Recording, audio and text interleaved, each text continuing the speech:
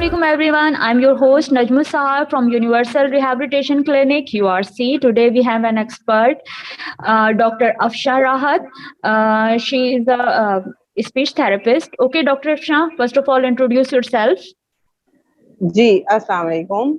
I am Dr. Afsha Rahat. I am speech therapist as well as special educationist. और मैं पिछले 10 year से इस फील्ड में काम कर रही हूँ और लास्ट आखिर पे 10 ईयर से मैंने as a speech therapist working की है. उसके बाद पर्सनल क्लिनिक्स भी किए हैं. तो और प्रेजेंटली जो है मैं पढ़ा रही हूँ speech therapy and audiology and special education department में कराची यूनिवर्सिटी में.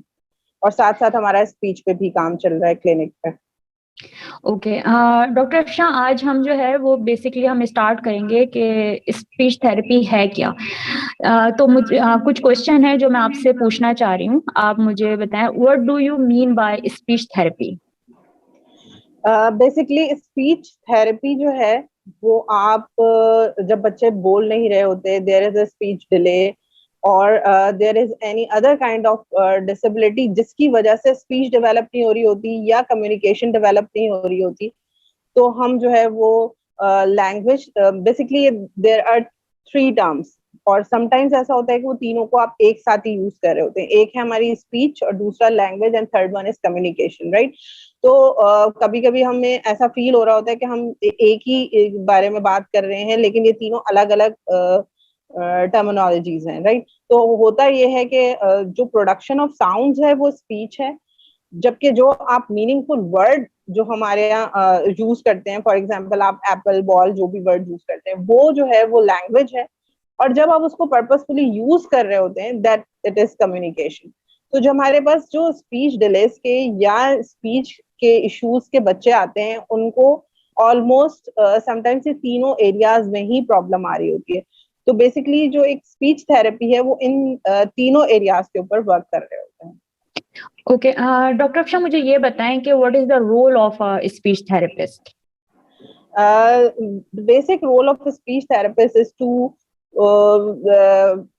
जितना जल्दी हो सकता है आप बच्चे की जो स्पीच के इश्यूज हैं, जो कम्युनिकेशन के इश्यूज हैं, आप उसको रिजॉल्व करें और उसके लिए बेहतरीन गाइड करें पेरेंट्स को ताकि वो उनके ऊपर अच्छे तरीके से काम कर सकें. ओके अच्छा, आप मुझे ये बताएं कि हमें जो है स्पीच थेरेपी की जरूरत क्यों पड़ती है. जब पेरेंट्स को या जो भी उनके केयर टेकर्स हैं, टीचर्स हैं, उनको ये फील होना शुरू होता है कि देयर इज सम इशू, ठीक है. फर्स्ट स्टेज पे तो बच्चा स्क्रीन आउट होता है कि कोई प्रॉब्लम आ रही है, यानी अगर बच्चे की स्पीच डेवलप नहीं हो रही हो राइट टाइम पर, बच्चा 2 इयर्स का हो गया है, सिंगल वर्ड ही नहीं प्रोड्यूस कर रहा, तो वो सब चीजें ना अलार्मिंग साइन होते हैं कि जिससे पता चल रहा होता है कि अब कोई स्पीच का इशू आ रहा है या बच्चा कम्युनिकेट नहीं कर रहा है, ठीक है. तो there are some behavioural issues also से कनेक्टेड होते हैं जिसकी वजह से भी समटाइम्स स्पीच डेवलप नहीं हो रही होती. तो जब वो इश्यूज आते हैं देन जो है हमें फील होता है कि अब स्पीच थेरेपी की नीड है बच्चे को. ओके डॉक्टर शाह, मुझे ये बताएं what is the best age of speech therapy ना. Basically it is vary from child to child, right. Disability wise भी वेरी करता है. कुछ डिसेबिलिटीज में आप थोड़ा ज्यादा जल्दी काम कर सकते हैं, कुछ डिसेबिलिटीज में आपको थोड़ा लेट काम करना. बेसिकली जो स्पीच के इश्यूज है ना ये रिलेटेड होते हैं किसी ना किसी डिसेबिलिटी के साथ, किसी ना किसी इश्यूज के साथ. ऐसा बहुत कम होता है कि जो आपके स्पीच प्रोडक्शन का मैकेनिज्म है वहां कोई प्रॉब्लम आ रही हो, लाइक वोकल कॉर्ड्स में कोई प्रॉब्लम है उसकी वजह से साउंड प्रोड्यूस नहीं हो रही, ठीक है. ऐसा बहुत रेयर केसेस में होता है. मोस्टली क्या होता है, कोई ना कोई डिसेबिलिटी होती है जिसकी वजह से बच्चे की स्पीच अफेक्ट हो रही होती है, वो डेवलप नहीं हो रही होती, लैंग्वेज डेवलप नहीं हो रही होती.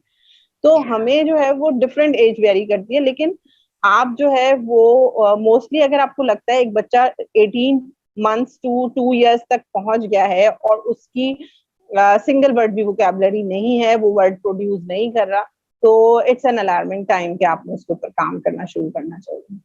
अच्छा डॉक्टर अफशा, मुझे ये बताएं कि आपने कहा कि 2 इयर्स तक जो है वो हमें नॉर्मल होता है कि 2 साल का बच्चा जो है वो बात नहीं कर रहा या वो एक अलार्मिंग सिचुएशन है. बिल्कुल। समटाइम्स मैंने आपसे कहा कि चाइल्ड टू चाइल्ड भी वेरी करता है, ठीक है। अच्छा, हमारा कुछ कल्चर भी ऐसा है या पत्नी डेवलपमेंट है ऐसी कि गर्ल्स जो है हमारे यहाँ ज्यादा, आपने भी नोटिस किया होगा कि जरा ज्यादा टॉकेटिव होती है, उनकी स्पीच जल्दी डेवलप होती है एज कम्पेयर टू बॉयज की। तो समटाइम्स आपको ये भी देखना पड़ता है कि वो बॉयज कभी कभी ज्यादा देर से बोल रहे होते हैं, बच्चियां जल्दी बोल रही होती हैं। एक और चीज ये है कि इन्वायरमेंटल फैक्टर बहुत मैटर करता है।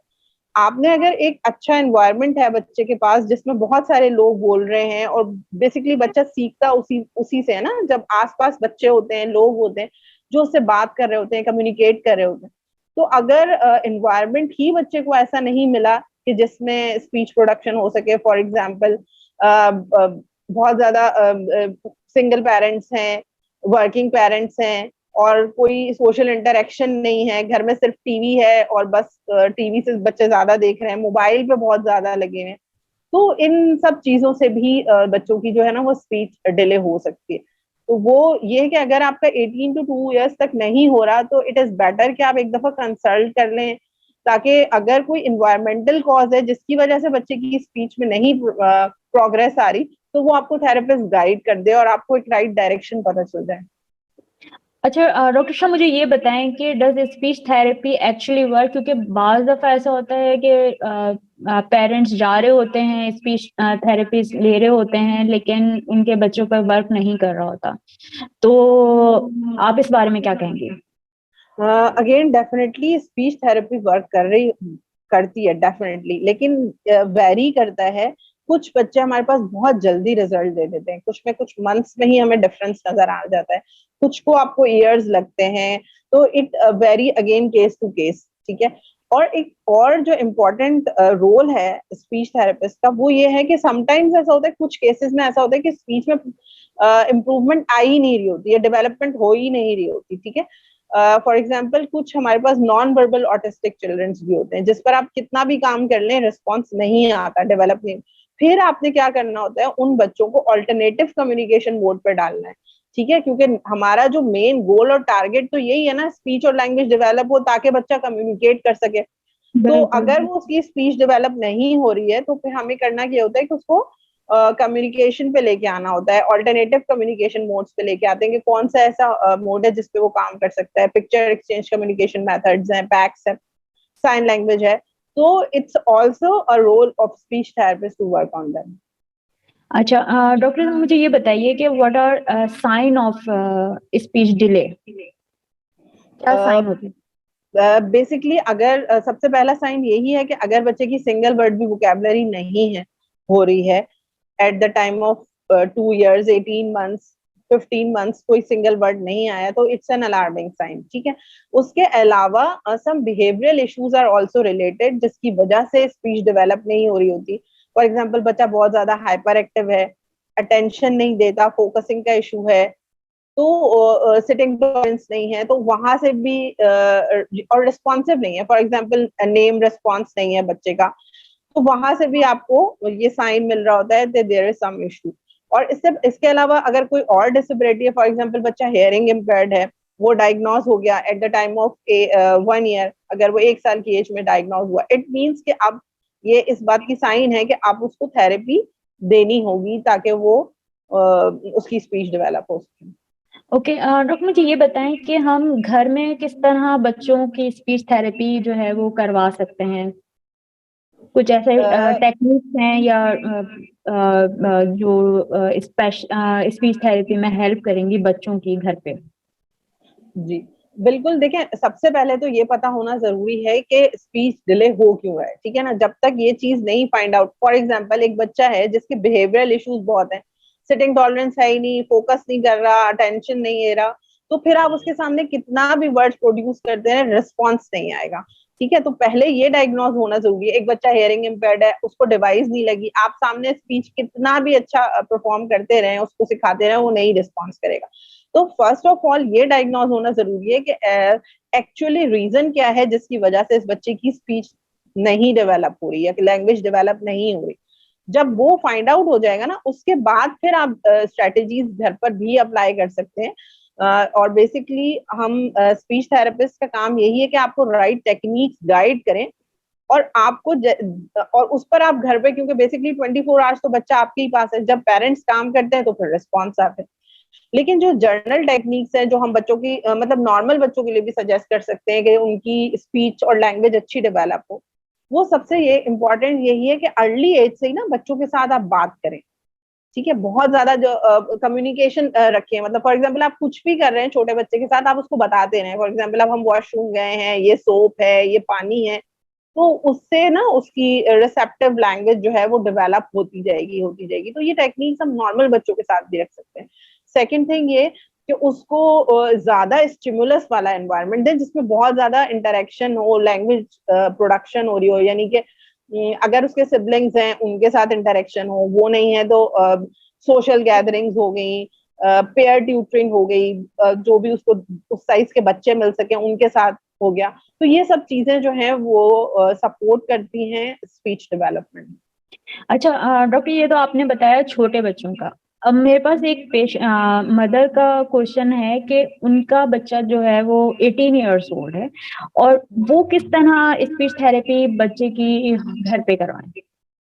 अच्छा, अगेन फिर मेरा क्वेश्चन यही होगा कि उस बच्चे का डायग्नोसिस क्या है। देखिए, जब तक आप फॉर एग्जांपल हमें पता ना हो कि ये बच्चे को बुखार है क्यों, फॉर एग्जांपल उसका गला खराब है या उसको चेस्ट इन्फेक्शन है, उसको मसला क्या है, तो जब तक आपको वो चीज पता नहीं होती ना, तो जब तक आप वो उस हिसाब से स्ट्रेटेजीज नहीं अप्लाई कर सकते। ठीक है, तो स्पीच थेरेपी में ये बड़ा जरूरी है, होता है इंपॉर्टेंट, कि ये पता हो कि एक्चुअली स्पीच डिले हो क्यों रही है। अच्छा, और स्पीच के भी बहुत सारे इश्यूज हैं। फॉर एग्जाम्पल स्पीच डिले हो सकता है, स्टटरिंग हो सकती है, क्लटरिंग हो सकती है, स्टैमरिंग हो सकती है, मतलब बच्चा तुतला के बोल रहा है या अटक अटक के बोल रहा है या स्पीच डेवलप ही नहीं हुई भी।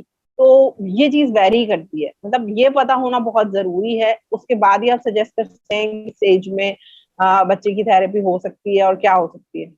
अच्छा, जैसे बच्चे होते हैं, कुछ वर्ड्स जो होते हैं वो तुतला के, जैसे अभी आपने बोला कि वो प्रॉपर जी जी। नहीं बोलते, तो उनके लिए आप क्या कहना चाहेंगे कि उनके लिए क्या करें हम। अच्छा, फर्स्ट ऑफ ऑल ये होता है कि नॉर्मली हर बच्चा, अब अगर आप देखें जब वो बोलना शुरू होता है तो वो तुतला कर ही बोल रहा होता है, वो सही साउंड्स की प्रोडक्शन नहीं कर रहा होता, तो वो सब्स्टिट्यूट कर रहा होता है। मोस्ट कॉमन जो साउंड है हमारी वो है का की साउंड, राइट। का की साउंड वो ता निकाल रहा होता है, क्यों? क्योंकि उसको प्लेसमेंट ऑफ टंग सही नहीं है, राइट। अगर हम खुद भी प्रैक्टिस करके देखें तो का में back of the tongue palate से लगता है, जबकि ता में फ्रंट ऑफ द टंग लगता है। ठीक है, तो ये छोटा माइनर सा डिफरेंस होता है जो उस छोटे बच्चे को समझ नहीं आता, तो वो मोस्टली क्या कर रहा होता है, वो बोल रहा होता है तैत। ठीक है, जी तो और जी। With the passage of time, थोड़ा सा उसको टाइम लगता है प्रैक्टिस करते करते, और वो सीख जाता है, खुद ही ठीक हो जाता है। ठीक, लेकिन लेकिन अगर अगर बच्चे की एज जो है वो अबव 7 हो गई है, तो आप रेकमेंड करती हैं ऐसे बच्चे को कि वो उसको डेफिनेटली डेफिनेटली, मैं वही अभी इसी इसी बात के ऊपर आ रही थी कि अगर जैसे एक बच्चा 2-3 साल में कर रहा है तो इट्स राइट, लेकिन अगर 5 साल का हो गया है या 6 साल का हो रहा है तो इट मीन्स कि अभी उसको वो प्रोडक्शन ऑफ साउंड सही नहीं समझ आ रही है, तो उसको सिखाने के लिए फिर आपको थेरेपिस्ट की हेल्प लेनी पड़ेगी। ओके। अच्छा, मुझे अब ये पूछना है कि what is the most common types of speech disorder. Again मैं उसी पर आऊंगी कि जो स्पीच और कम्युनिकेशन डिसऑर्डर्स हैं वो रिलेटेड होते हैं डिफरेंट डिसेबिलिटीज के। ठीक है, तो अगर हम देखें तो मोस्ट कॉमन जो आजकल हमें प्रेजेंटली नजर आता है वो बच्चे, हमें ऑटिस्टिक बच्चे नजर आ रहे होते हैं जिनकी स्पीच प्रॉब्लम हो रही होती है। हियरिंग इम्पेयर्ड भी होते हैं क्योंकि उनको जाहिर है वो सुन नहीं पा रहे होते, इसलिए वो उनकी स्पीच डेवलप नहीं होती, तो प्रॉपर हियरिंग एड्स वगैरह के साथ हैं, तो ये होता है। तो मोस्ट कॉमन जो है वो स्पीच डिलेस की ही केस जो है वो सामने आ रहे होते हैं, बच्चा बोल नहीं रहा। अच्छा, अब मुझे ये बताएं कि what does speech therapy do for autism, मतलब ऑटिज्म में क्या करते हैं, ठीक उनको है, किस तरह सबसे ठीक करें। जी, अगर हम किसी भी ऑटिस्टिक बच्चे की थेरेपी के ऊपर काम कर रहे होते हैं तो सबसे पहले इंपॉर्टेंट है कि जो हमारे प्री रिक्विजिट बिहेवियर्स है ना स्पीच डेवलपमेंट के, वो अचीव करें। ठीक है, उसमें सबसे पहले आ जाता है कि सिटिंग टॉलरेंस हो, अटेंशन दे रहा हो बच्चा, आई कांटेक्ट डेवलप हो। ठीक, उसके बाद कंप्लायंस बिहेवियर हो, वो बड़ा इंपॉर्टेंट है, यानी इंस्ट्रक्शन फॉलोइंग पे बच्चा आ जाए कि वो जो मैं बोलूँ तो वो सामने से उसको फॉलो कर रहे हैं। पहले हमें इन बिहेवियर्स के ऊपर काम करना पड़ता है, जब ये बिहेवियर अचीव हो जाते हैं देन फिर हम उसकी स्पीच के ऊपर आते हैं, यानी फिर हम उसको रिसेप्टिव वोकैबुलरी पे काम करते हैं, एक्सप्रेसिव वोकैबुलरी पे काम कर रहे होते हैं, और फिर साथ साथ उसकी कम्युनिकेशन भी लेके आते जाते हैं, क्योंकि बेसिकली जो ऑटिज्म में होता है ये कि बच्चा ही डिडंट वांट टू कम्युनिकेट, ठीक है, वो चाहता ही नहीं है, उसकी नीड, वो चाहता ही नहीं है कि किसी से वो इंटरेक्ट करे, तो वो उसकी जो वो बाउंड्री है उसको तोड़ना पड़ता है और हल्के हल्के उसको कम्युनिकेशन की तरफ लाना होता है। अच्छा डॉक्टर, मुझे ये बताएं कि बहुत ज्यादा टीवी देखना भी क्या स्पीच डिले का सबब बन सकता है?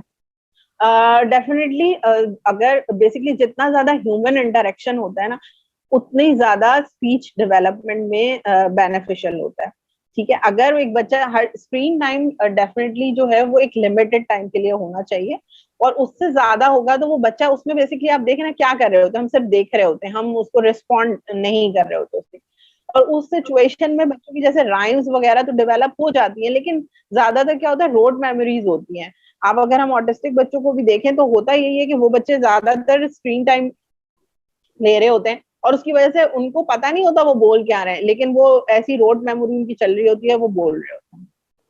तो डेफिनेटली इसके लिए एक लिमिट होनी चाहिए। अच्छा आप डॉक्टर, मुझे सबसे अहम क्वेश्चन ये है कि पेरेंट्स के बारे में ना, क्योंकि पेरेंट्स जो है वो ये एक्सेप्ट ही नहीं करते कि उनके बच्चे को स्पीच थेरेपी की जरूरत है, या वो बच्चा जो है वो किसी कमी का या डिले है, तो उसके लिए आप क्या कहना चाहेंगी? फर्स्ट ऑफ ऑल ये बहुत जरूरी है कि पेरेंट्स में को इतना अवेयरनेस हो, राइट। सबसे पहले तो ये एक्सेप्टेंस लेके आनी होगी ना। अगर आपको लग रहा है किसी भी पेरेंट को, इवन उनको लग रहा होता है सारे बिहेवियर्स नॉर्मल हैं, ठीक है, लेकिन उनको लगता है कि अगर बच्चा जो है वो 2 इयर्स तक हो गया और उसकी सिंगल वर्ड भी नहीं वो फंक्शनली बोल रहा, तो इट मीन्स कि उसको, क्योंकि ये बड़ा इंपॉर्टेंट है कि राइट टाइम पे कहा है। अगर बेसिकली जो अर्ली इंटरवेंशन है ना, वो बड़ा इंपॉर्टेंट होता है हमारी स्पीच की वर्ल्ड में। अगर वही काम आप 5 साल बाद शुरू करेंगी ना, तो वो रिस्पॉन्ड नहीं आएगा, कभी भी नहीं आएगा। जैसे आपने मुझसे पूछा था अगर 18 ईयर्स का होगा, तो मैंने आपसे यही पूछा था कि डिसेबिलिटी कौन सी है, नहीं अब वो काम करेगी भी या नहीं स्पीच उसमें, जी। ठीक है। तो ये बड़ा इंपॉर्टेंट है, क्योंकि जो अर्ली 5 इयर्स होते हैं ना, ये बड़े क्रूशल होते हैं किसी भी चाइल्ड की डेवलपमेंट के लिए। अब जब आप उस टाइम पे बच्चों पे काम करते हैं ना, तो बहुत जबरदस्त रिजल्ट्स आते हैं और बहुत जबरदस्त प्रोग्रेस होती है। लेकिन जब ये टाइम निकल जाता है और डिले हो जाता है बच्चा, फिर आप कितना भी काम करते हैं वो रिजल्ट्स नहीं आ सकते। तो ये बहुत जरूरी है पेरेंट्स के लिए समझना कि टाइम को वेस्ट ना करें, कंसल्ट करें अगर जरा सा भी कुछ प्रॉब्लम लग रही है, और सीखें। बहुत इंपॉर्टेंट यही है, क्योंकि कोई भी थेरेपिस्ट कितना भी अच्छा हो, अगर वो आपको सही से गाइड नहीं कर रहा कि आपने घर में किस तरीके से काम करना है, तो वो कभी भी रिजल्ट अचीव नहीं हो सकते, ठीक है। आपने सीखना है और आपने ही काम करना है अपने बच्चे को। ठीक, थैंक यू डॉक्टर। आज जो है बेसिकली हमारा एक इंट्रो था।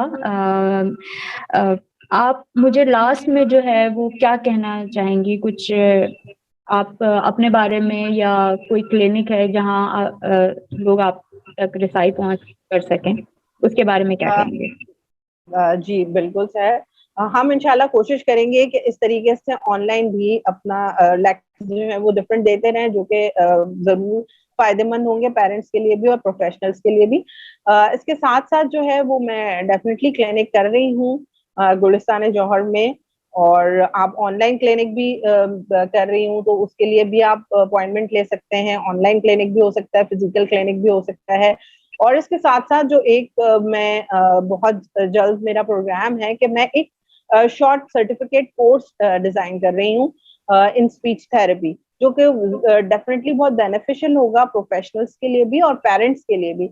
कुछ हम वीकेंड क्लासेस उसमें ऐसी रखेंगे जो कि प्रैक्टिकल बेस्ड हो, और जो आप एक मुख्तसर से टाइम में जो स्पेसिफिक टेक्निक्स हैं वो आप सीख सकें कि किस तरीके से स्पीच डेवलपमेंट पे काम हो सकता है। थैंक यू डॉक्टर अफशा, आपका बहुत शुक्रिया कि आज आपने मुझे अपना इतना कीमती वक्त मुझे दिया। इसके साथ ही मुझे इजाज़त दीजिए, और अगर आपको इस वीडियो सेशन से रिलेटेड कोई भी क्वेश्चन करना है तो आप इस वीडियो के कमेंट सेशन में मुझसे क्वेश्चन कर सकते हैं। और जहाँ तक डॉक्टर अफशा से अपॉइंटमेंट की बात है, तो डिस्क्रिप्शन बॉक्स में मैं सारी डिटेल्स उनकी डाल दूंगी। इसके साथ ही मुझे इजाज़त दीजिए। Okay, Allah Hafiz. Thank you.